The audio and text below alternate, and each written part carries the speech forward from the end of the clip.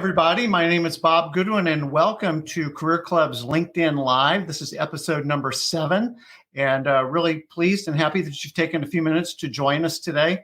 I am very pleased to welcome our guest, Alicia Ramsdell, who will be on in just a second.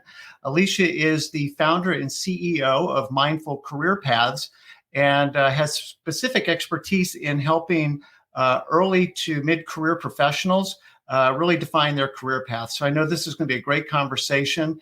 If you are a leader, a mentor, a parent, or if you happen to be somebody that's at that stage of your career, I know you're going to get a lot of value out of Alicia's expertise.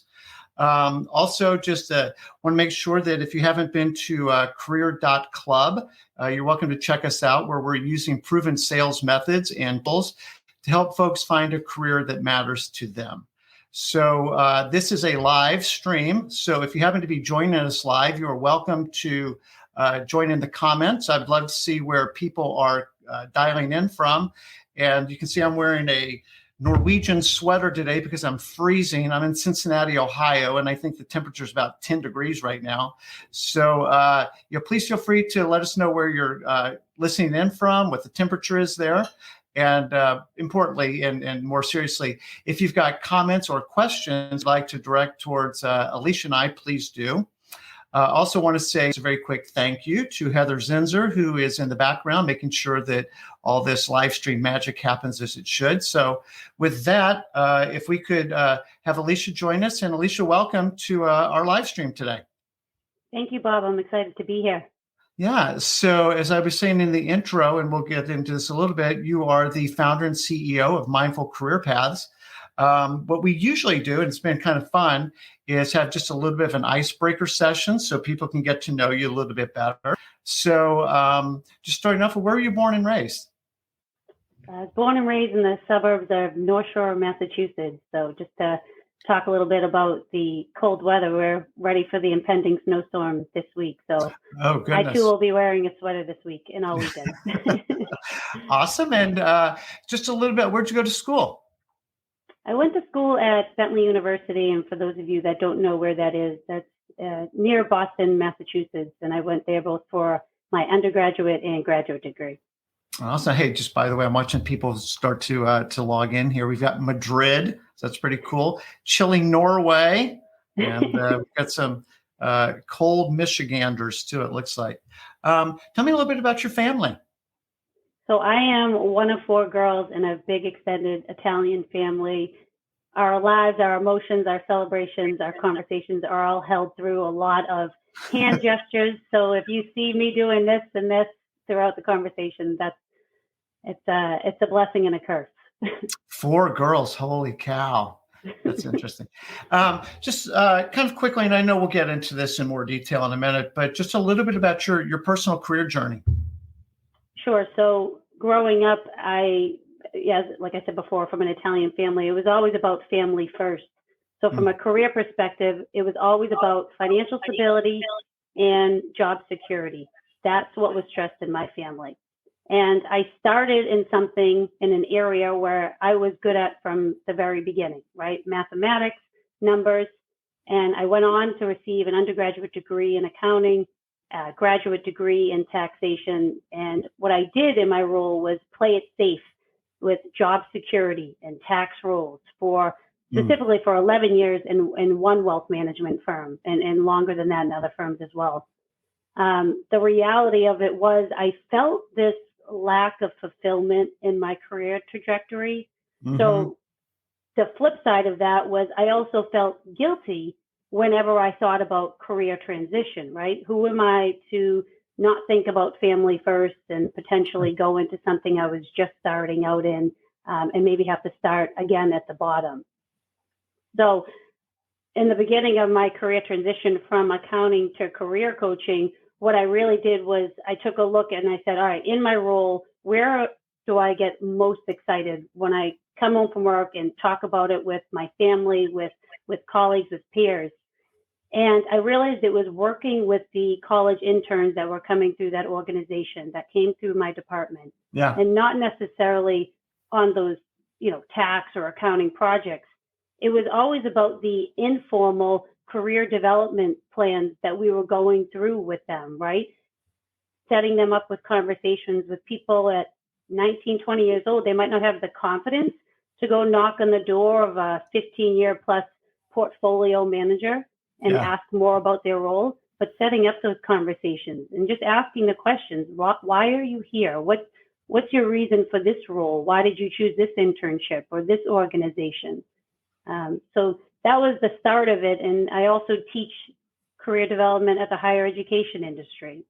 So the background really is I capitalized on the opportunities within my current role at that time to say, how can I learn more about the areas I thrive in? How can I get more experience in employee coaching, career coaching?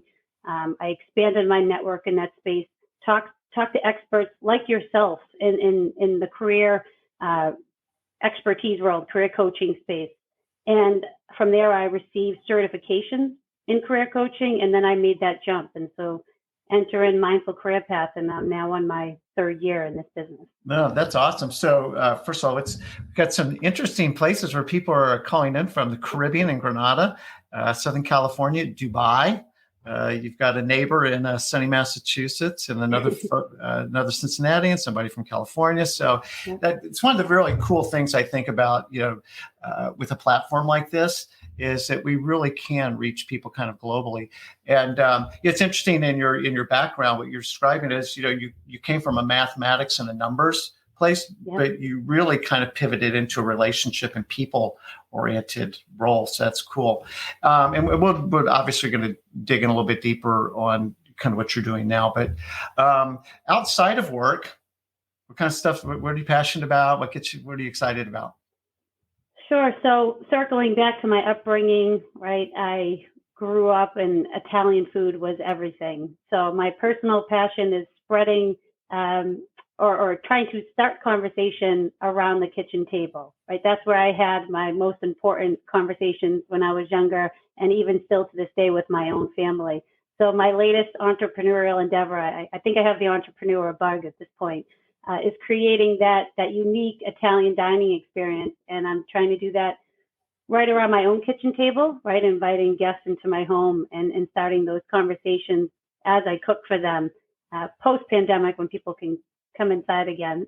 But for now, I can do that in my backyard and create that quaint dining experience. And who knows, maybe I'll collaborate on both efforts and say, hey, do you want a networking conversation with a bunch of experts that you might not have otherwise been able to have that conversation with, and invite the networking opportunity as I cook Italian food for those. Ooh, yeah. Well, you're welcome to network with me if you're cooking authentic Italian food, I promise.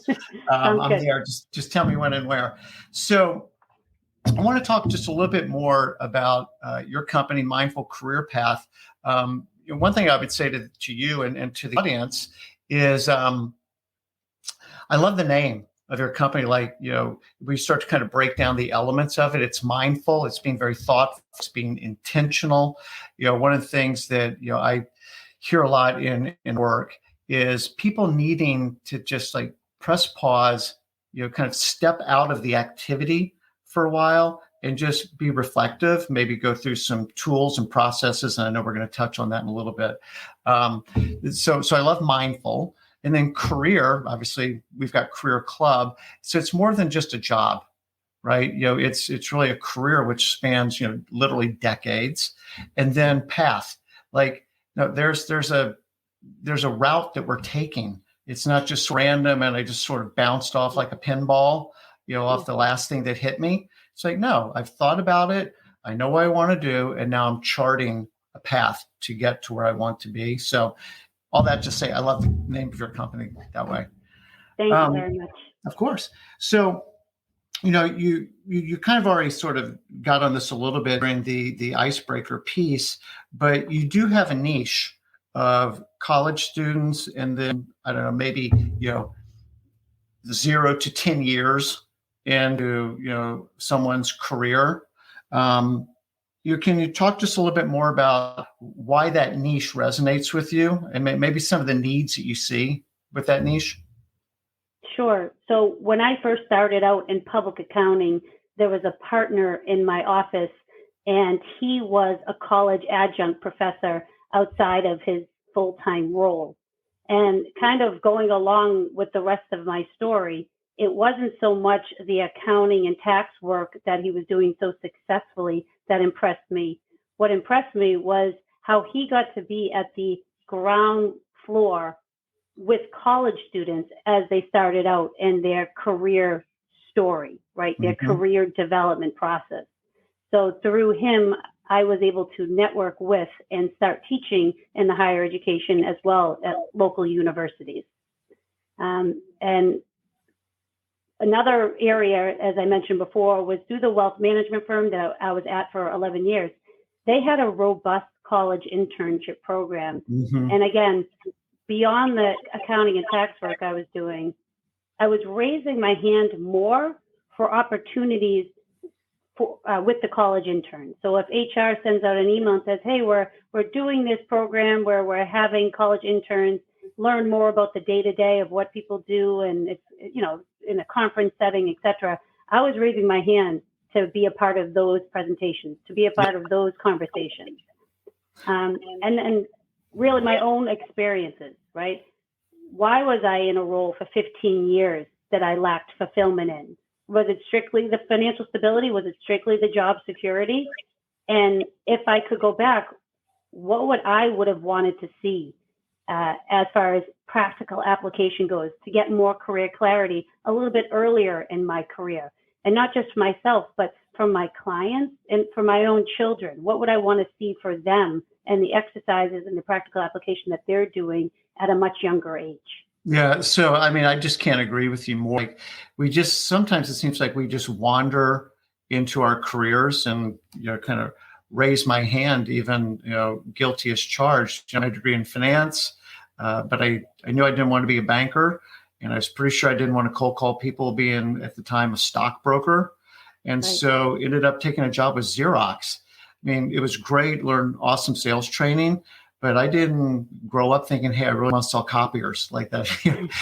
Not sure that was my dreams.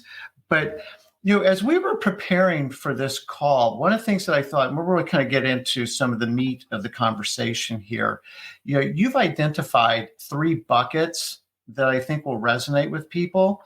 And again, for folks who are listening, whether live or on replay, you know, we're touching, again, whether I am one of those people myself or in a relationship as a manager or leader at a company.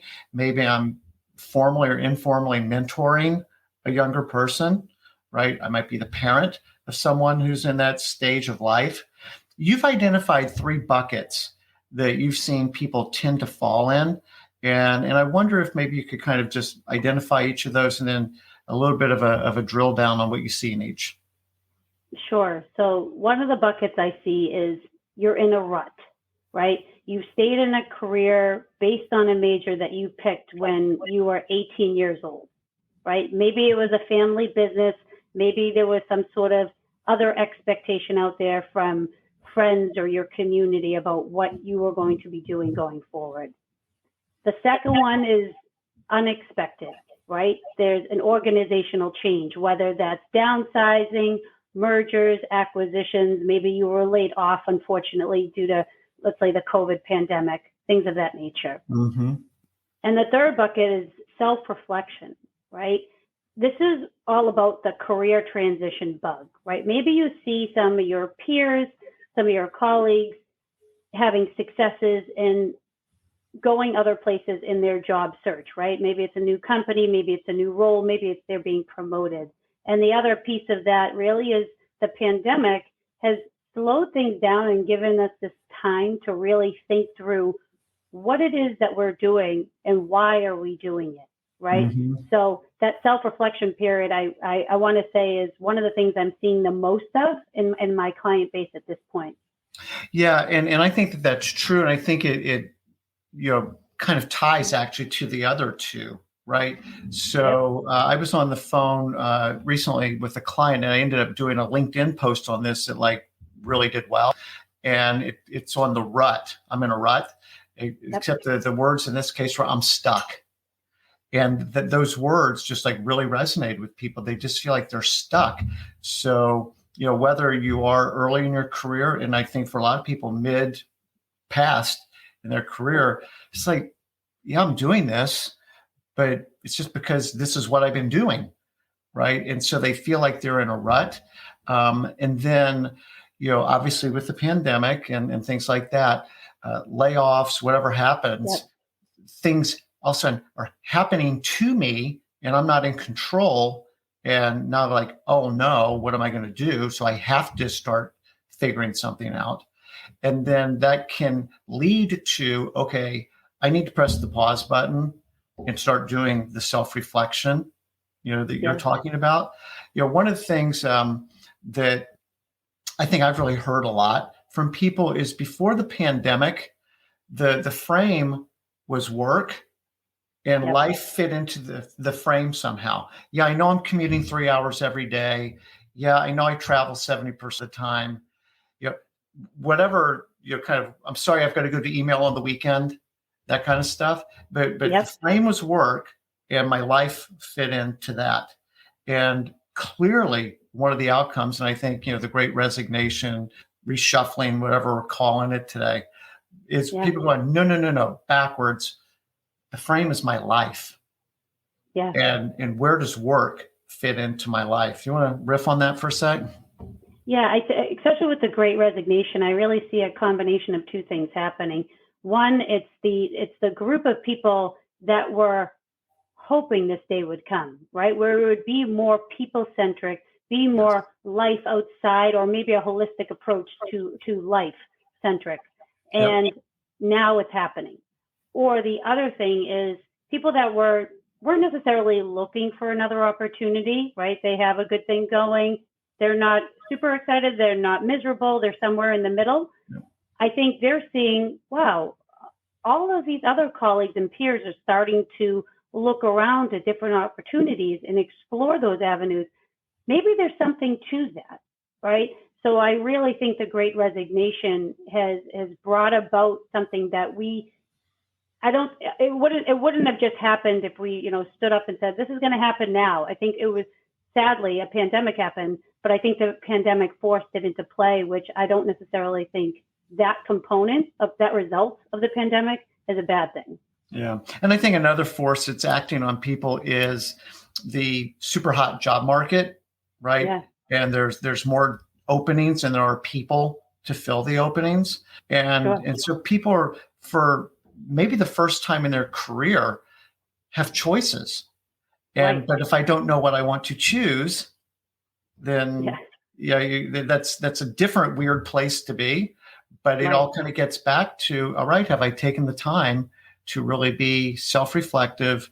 What are my values? Like, what's really important? And I don't want to get ahead of ourselves, but figuring out some of those things so that I've got a rubric to kind of now run, different options through to say, hey, I could go do that, but it's maybe not the best fit for me, versus knowing what a home run looks like, because you've taken the time to identify what a home run for you might look like.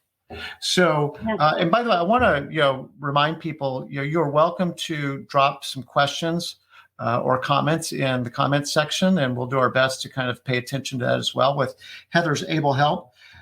So, again, obviously we're advocating that folks take a more mindful approach to their career choices.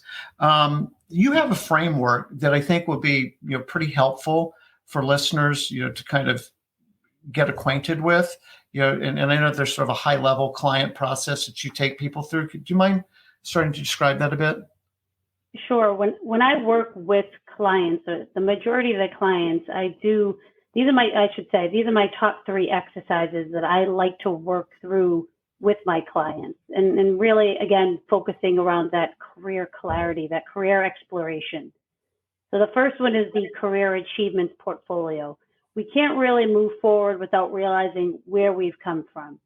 And I mean that from a career standpoint. Where have your successes been, right? Whether you loved it or not, listing out all of your career successes. So if you were a senior in college, looking back starting senior year all the way back through freshman year, what were some of your educational achievements along the way, as well as your internship achievements? Or if you were somewhere, let's call it 5 to 8 years into your career, let's look back 5 years and say, hey, where are some of my achievements been? And list them out. If you think of an Excel spreadsheet as an example, listing out what were your roles, what specific achievements did you have? And it doesn't have to be this glorified achievement that you won this highest honor. It could be, I led a team of 3 people to successfully complete this project or this coursework, right? And then the next step really is saying, all right, well, what's the bigger category of that? So if you're talking about leading a team of 3, it could be leadership, or that bigger category could be project management. Yeah. And then really the last part of that is, let's rank those, right? Let's give it a 3 or 1 to a 3, right? A 3 being, I was successful at it and I want to do more of it because I enjoyed it. A 2 being somewhere in the middle, and a 1 being, yes, I'm proud that I was successful at this, but it's not something I really care to learn more about or do more of if I can possibly help it. So that's very interesting. I want to play that back real quick. So first thing is kind of listing out things.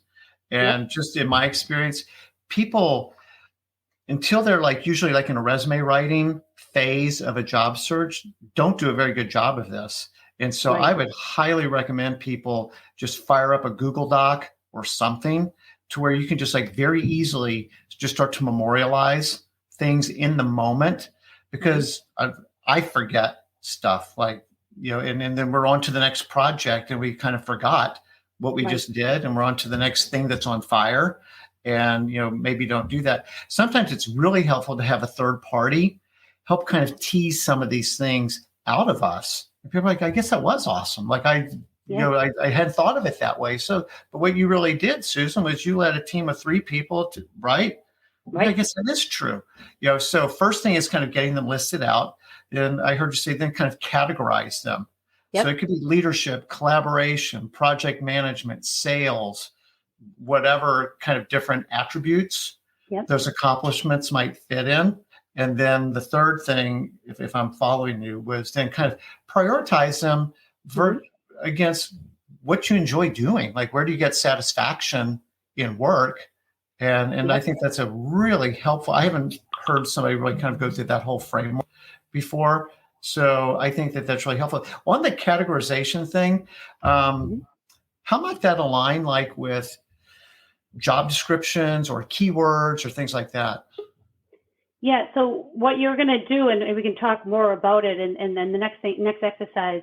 But what you're going to do is you're going to say leadership, project management. When you do, remember how I said at the end, you're going to rank what you liked, middle, and not so much. I want you to take out and just filter all of the 3s. So the areas where you were successful, the areas where you enjoyed doing the work and want to see more of.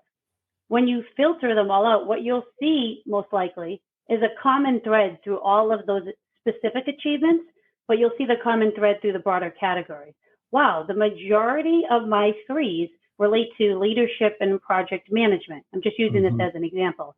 But when you then transition to looking over at job descriptions, you can then say, all right, in this job description, is the majority of the responsibilities surrounding leadership and also project management? And if not, maybe that's not the appropriate fit, right? And you can move on to looking at, another job description and so forth. But this works really well into the next exercise, if you're okay with me moving on to that. No, let's do it, please.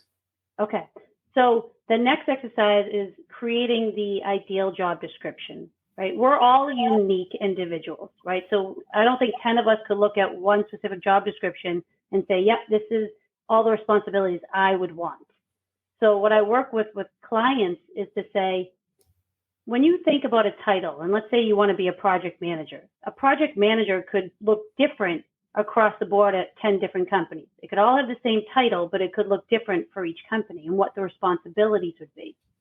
So if you take, let's call it 10 job descriptions, let's say project manager at the top.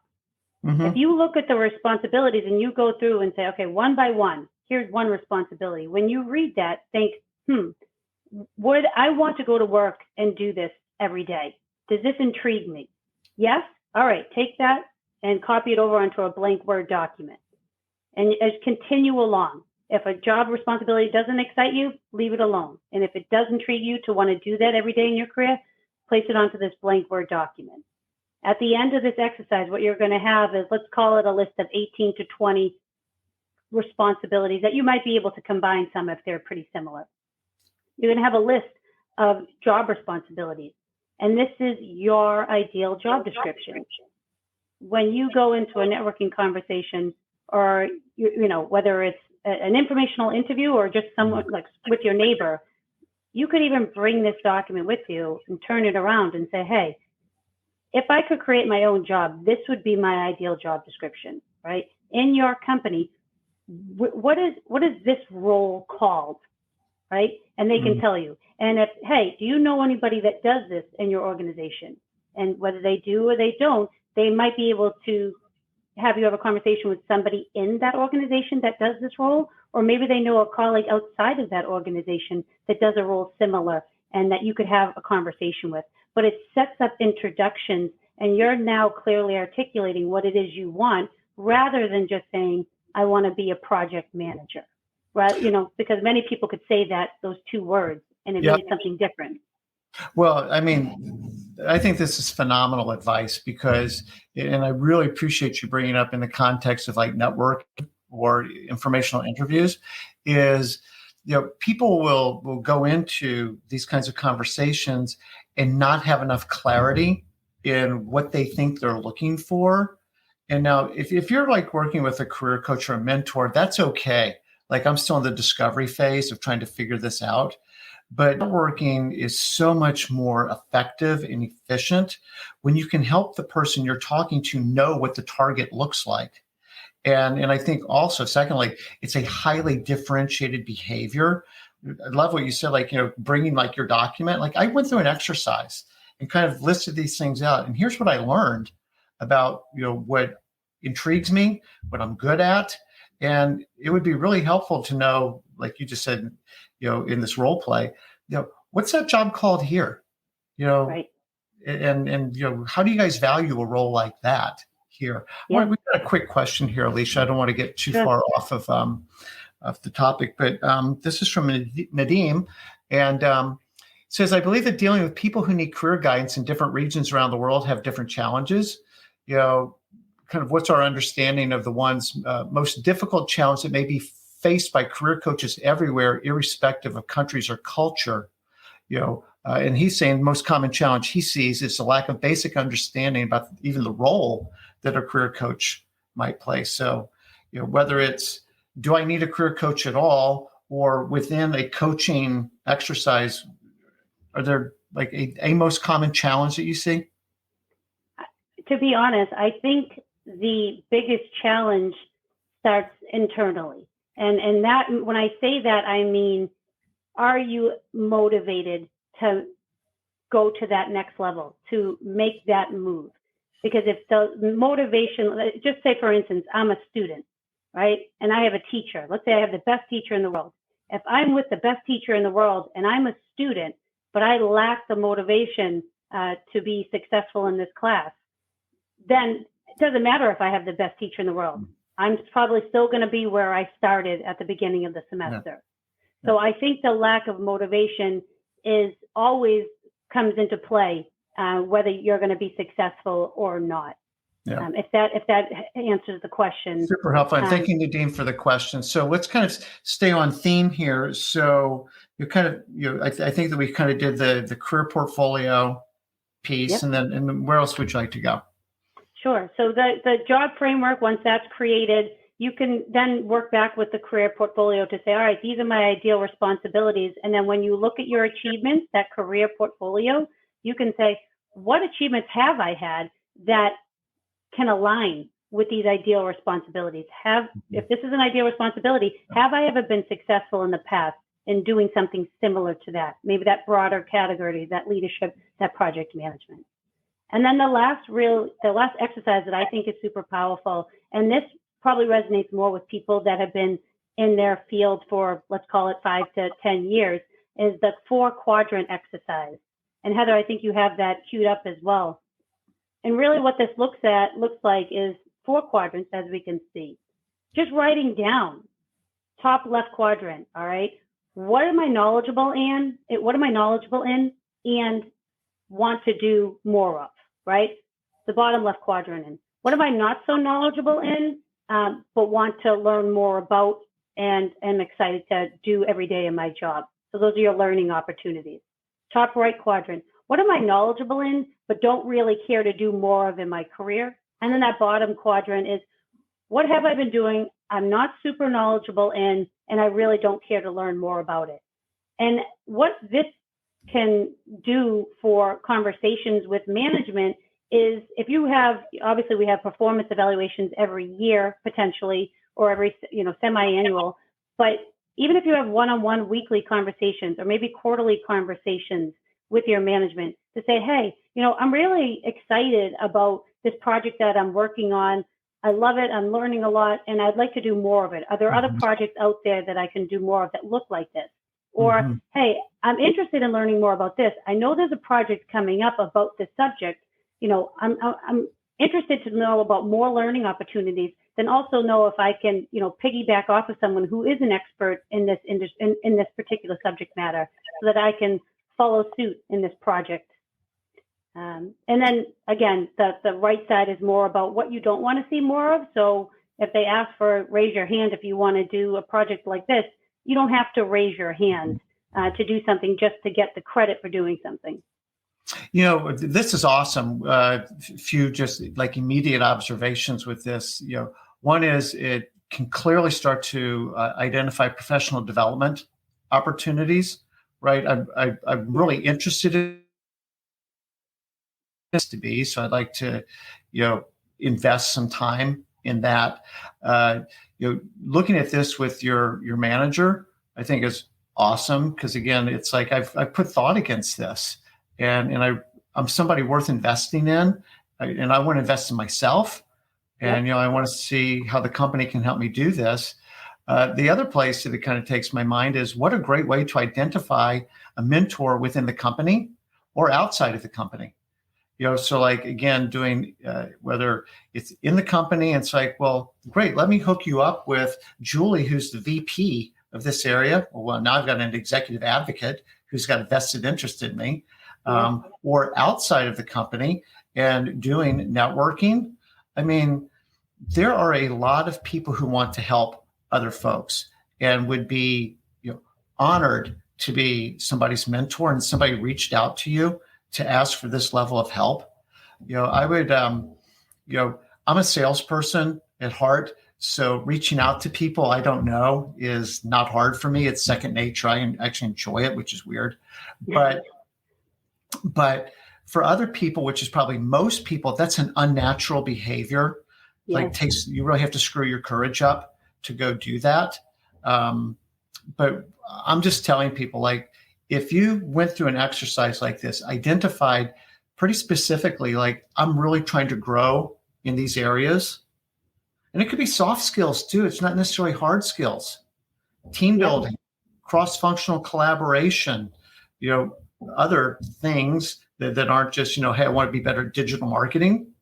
I think has a lot of value for people. So, I think this is just a fantastic exercise. Thank you. So Daniel's got a question, and thank you, because this is like spot on to the theme for today, where he's saying, I'm not a career coach, but I've started mentoring colleagues who are earlier in their careers. Good on you. Would you give me the same advice as a mentor and not a career coach? Advice meaning as far as the exercises that are completed? Daniel? It's your turn to say, I think that's what he means. Let's go with that assumption while he's maybe. Sure. So Daniel, thank you for the question. From a standpoint of a mentor or a career coach, right? It's not necessarily about the title of who we are. It's more about the fact that you're willing and you want to help somebody else in their early stages of the career. I think these types of exercises would be super beneficial to the people that you're working with. And So to answer your question, yes, I would give the same advice, even as a mentor, using these exercises. Yeah. So Daniel, I mean, I thought it was a very insightful question because, that was a big part of what we were hoping to tee up with today's conversation is this isn't a call for career coaches. This is a call for people who are mentors, parents, leaders of kind of like the next generation of talent coming through, and how do we help them, maximize their career paths and be mindful about it to your topic. So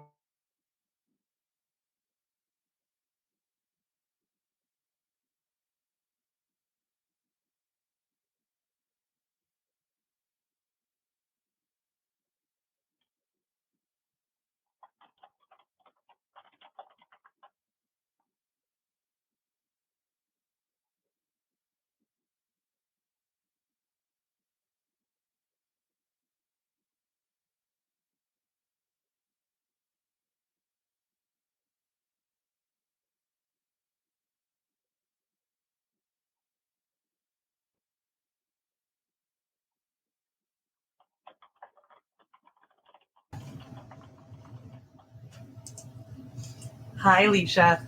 Bob Hello. is fixing his end for that as well. But I know that he was addressing Hunter's comment while he was doing that. Okay. It's such a cool framework to bring into discussions with potential employers, so much more tangible and genuine than most interviews, which is so welcome from the employer perspective. 100% Hunter. And Alicia, do you have anything to add to that?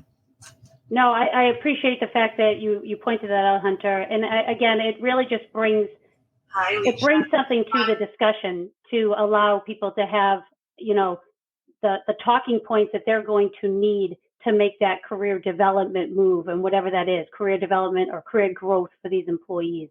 And I think bringing up those talking points can be a challenge at first, but when you put it into a framework like this, that seems pretty basic once we start talking about it. I think that's where you see the progress moving forward.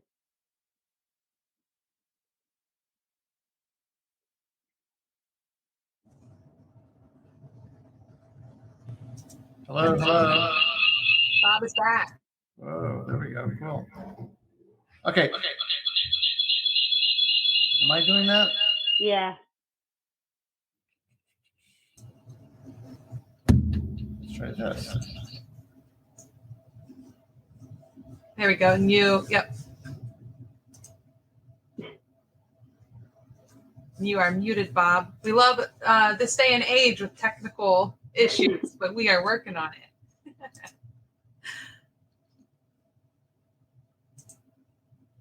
Nope. And Alicia, I know that I shared the resources page, and I'll go ahead and share that again. Sure. We talked about, and can you remind us the 3 exercises that we went through together? What those are Sure. called? Yes. So there's the career achievements portfolio where you walk through your past and then rank them to say whether you enjoyed them in addition to succeeding in them. There's the job framework or the ideal job description that's created unique to yourself.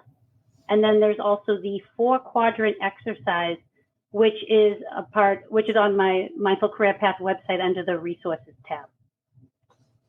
That's great. That's great. And then we also have a question from YouTube. Can you share an example of a client you have worked with? So I know that we talked about clients. It sounds like a lot of the clients that you typically work with, Alicia, are earlier on in their career, but also later on as well. And I know that we've talked about in the context of mentorship and of either being parents or mentors or leaders of these individuals, but talk a little bit more about your experience. Sure. So one particular individual I'm thinking of, he was a professional. He was 7 years in at the same company, and he felt stuck, right? He felt like he had reached this glass ceiling, which we sometimes hear. So what we did was we talked through his current job description. We said, okay, what were you hired to do? What were your responsibilities that you were hired for? We figured out, are you doing what you were hired to do? If not, why? And we can get into that later. But if you were doing those responsibilities, then we'd ask the question, all right, what value are you adding? And then the next would be, how what you are doing, does that add to the company's mission or the values of the organization, which is really why you are hired, right? You're adding value to the organization itself. And then also, do you enjoy the responsibilities that you're doing? And then from there saying, all right, well, what future projects are available or that you're aware of that you could raise your hand and say, you know what, I really want to get involved in that. So from that point, we said, okay, this is what I was hired to do. This is what I am doing. I'm not doing, what value I'm adding, and do I enjoy it? Then next, we walk through some of the above processes that we've already mentioned. So the career achievement portfolio and the 4-quadrant exercise. And really what that did is allowed us to hyper focus into the successes this individual has had so far. So, you know, what areas did he feel like he was making an impact in? And that was key for him.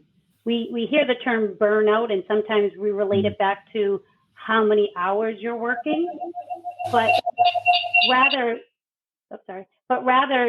it's not so much the hours you're working, but whether or not you feel as though you're making an impact in those working hours. And so that was really the bottom line for this particular client. He was contemplating, what's my career legacy going to be here at this organization? And did he feel like he was making an impact?